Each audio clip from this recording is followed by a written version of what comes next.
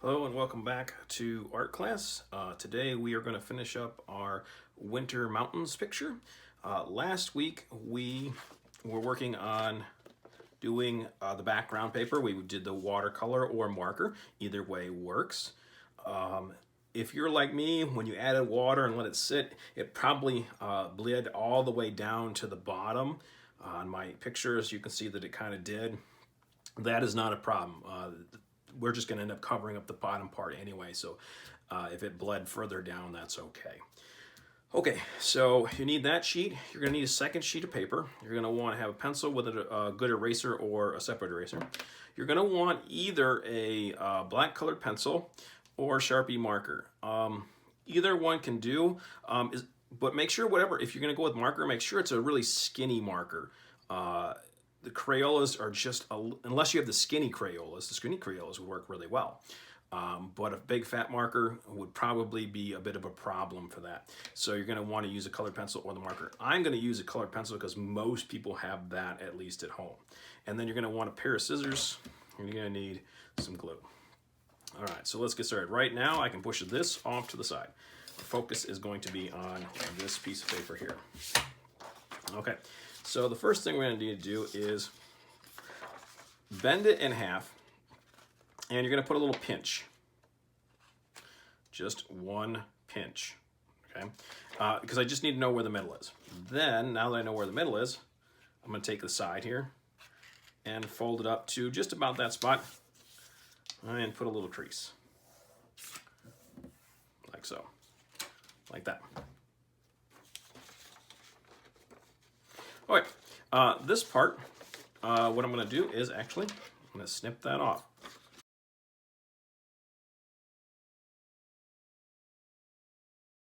This you can put off for scrap, but keep it. I'm going to give an option for what you could do with this later. So keep that handy. Okay, so here's your piece of paper. Okay, next you're going to just put the scissors off to the side because you're going to need that again in a few minutes. First thing we're going to do is we need to draw our mountain range, okay? And usually we go with somewhere between 3 to 5 mountains, because if you go too many more than that, it gets too crowded in the picture. And we're going to start off with the basic shape of the mountains. So what we're going to do is I want the mountains to be pretty tall. They're going to start a little bit above the halfway mark of what's left of the paper, okay? So just a little bit above that, and I'm going to have put a line like that. Then I'm going to have the mountain go behind it, and you do need it to overlap. So this mountain is going to go high. I'm going to have one just a little bit lower than that, and I'm going to have one going off the page. Now, I'm going to bring it down just a little bit. Like that. Okay. We're going to be doing a lot more to this, so this is just basic. Okay. Next, we're going to need where the mountains meet the land. So I need basically kind of like a horizon line, and it needs not to be perfectly flat, but let me show you. So I'm going to have kind of it just curved just a little bit. It's basically pretty flat. Make that a little bit darker. I'm going to go over all these lines to make them a bit darker for you.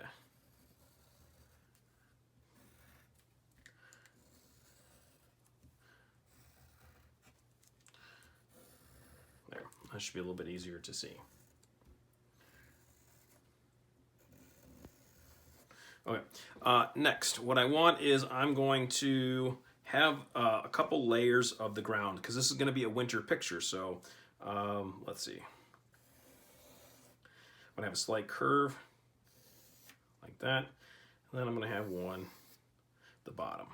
Okay, so you got like a background, kind of a middle ground, and then a foreground. Pretty easy. All right, so let's add some details to the mountain. Right now, this is a very plain looking picture, so I want to add some details. So what I'm going to do is I'm going to add some shadow to our mountains to give it more of a kind of a 3D-ish look. And the way I'm going to do that is the light is going to be coming over here from the right. So this side will be white, this side will be shadow. So what I'm going to do is from the tip of the mountain, I'm going to draw a crooked line basically to where these two lines like this meet. I'm going to do the same thing to each level. that. And they don't have to be perfectly straight. You don't want a big, you know, S line or anything like that. Let's see, this one. How do we want to do this one? And you don't want to make too small of moves. There we go. And then this has got to go back to there, like that. And then I'm going to put a couple of rocky lines. Pretty easy. And then I'm going to have a spot where there would be a shadow right there. So you have to have a shape there, and then there I'm just kind of making a shape here, but I'm not using a square or triangle or anything like that. So that's how we're going to start. Now, how many lines there are is kind of up to you. I just kind of look to where I think there might be a little bare area. Okay, next. What I need to do is I need to start doing the shadow. The shadow is going to be done a little bit differently than what most people are used to. We're used to just filling in a shadow solid and being done with it. Well, what we're going to do is something called hatching. Sometimes you would hear the word cross hatching. Cross hatching is where you, I'll show you on the back here. Cross hatching is where you do lines like this, and then you go back this way. You've probably heard that term if you've done it much drawing before. Hatching is actually just going one way, and they're basically parallel lines creating an illusion of shadow. Okay, so, and they also help with the illusion of creating a 3D-ish look. So I'm going to go in here and I'm going to go slanted this way because the mountain's kind of slanted this way. And I go in and on the shadow part.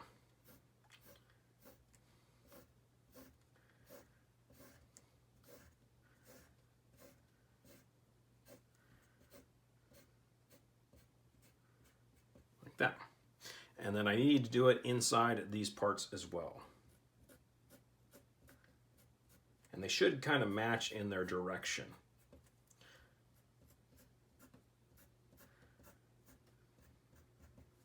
Okay.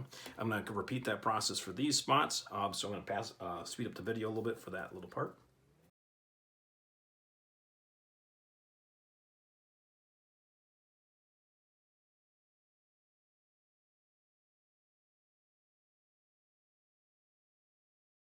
Like that.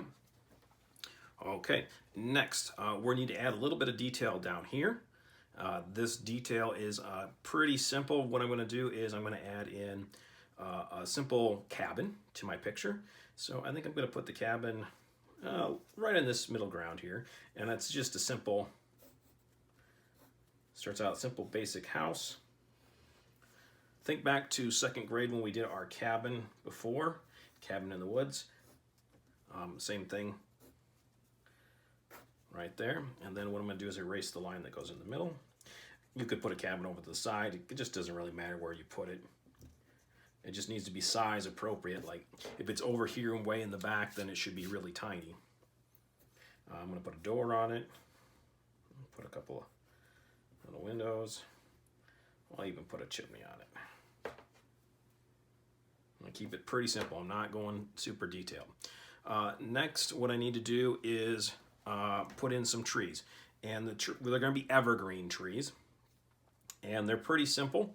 There's nothing difficult about it. You just got to be careful with your shape. So in evergreens, you usually have a tree trunk like that. So you're going to need to do a line in the middle, and then you're going to have lines coming off to the side. You're going to want to get wider as it gets towards the bottom. So if you need to, what you can do is you can kind of give yourself a line to follow, like a triangle. And then you go in and you are adding some hatching lines, only they curve a little bit instead of being perfectly straight. Like that. And then what I do is I just kind of go in and erase the guideline that I gave. Like that. I'm going to do some tiny ones back here because it's far off in the distance.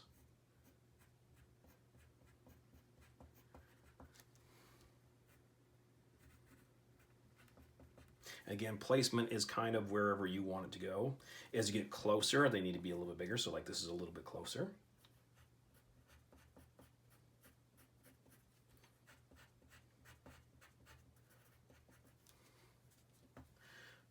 Let's see.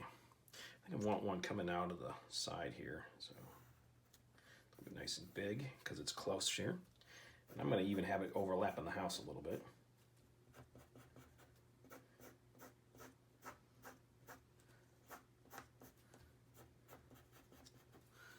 Okay, and then another tree right about here would be good. Again, the lines have to curve a little bit. Remember, it's okay if a little bit of the picture goes off the page, like so. All right, so I've got this kind of drawn out. You do not want to overload it with trees, but you can have a few more than what I have. And I'll show you a couple other pictures that I've done to give you an idea of placement and things like that. Next, all we're going to be doing next is outlining. So I'm going to use a colored pencil, and I'm going to kind of fast forward this because all I'm going to do is trace everything I just drew in nice black. Like I said, you could use a Sharpie marker, that'll work. A well, any skinny black marker would really work. So it doesn't even have to be a Crayola, it's just any skinny black marker that you have. But again, if you have colored pencils, that'll work just fine too. They'll look just as nice. So you go in there, and I'm going to get started.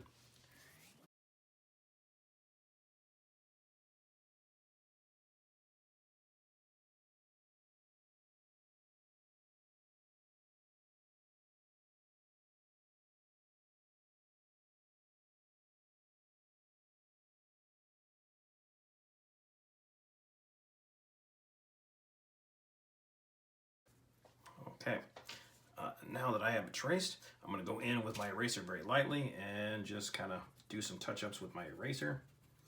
If you use colored pencil, you need to be careful that you're not erasing away the black.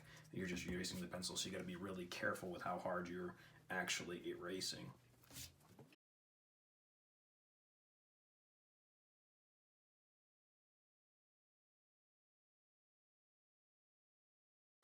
Okay, next, you need to cut out the top portion of this. So just right here. Now, before you do, if you use marker, you don't really need to do this step, but if you use colored pencil, you probably want to do this step.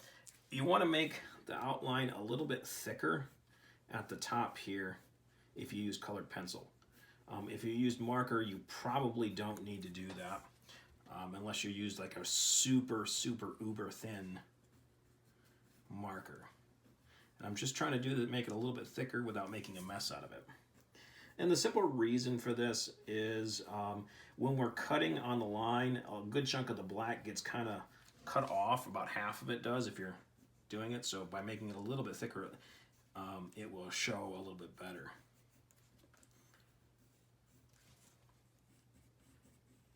And also, it does cover up any pencil lines that are there. It's kind of handy too.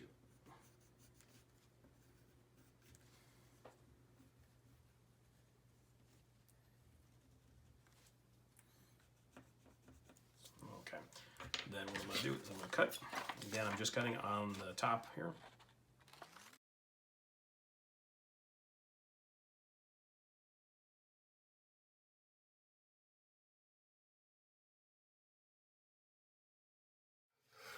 Next, this is where your picture comes in. You're going to line it up with the bottom. Now, I got to clean up my bottom here. You can see that my edge is not very clean, so I am going to trim that a little bit.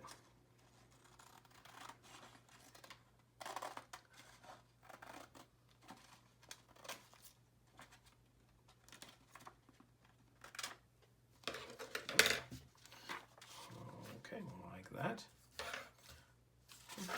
Then we're going to glue it. What I suggest you do is dots, you know, back to the dot, not a lot.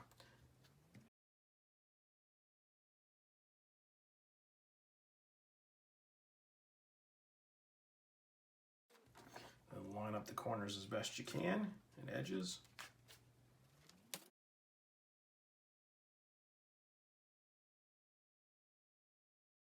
All right, next, one extra thing you could do is with this scrap piece of paper, what you could do is draw yourself a circle or half circle. Okay, so a circle, or you could have half circle. You're going to put, if you're doing a full circle, you can have some craters. So they're little circles, some big circles, and some half circles, or 3/4 circles. Then do the same thing. You take your black colored pencil.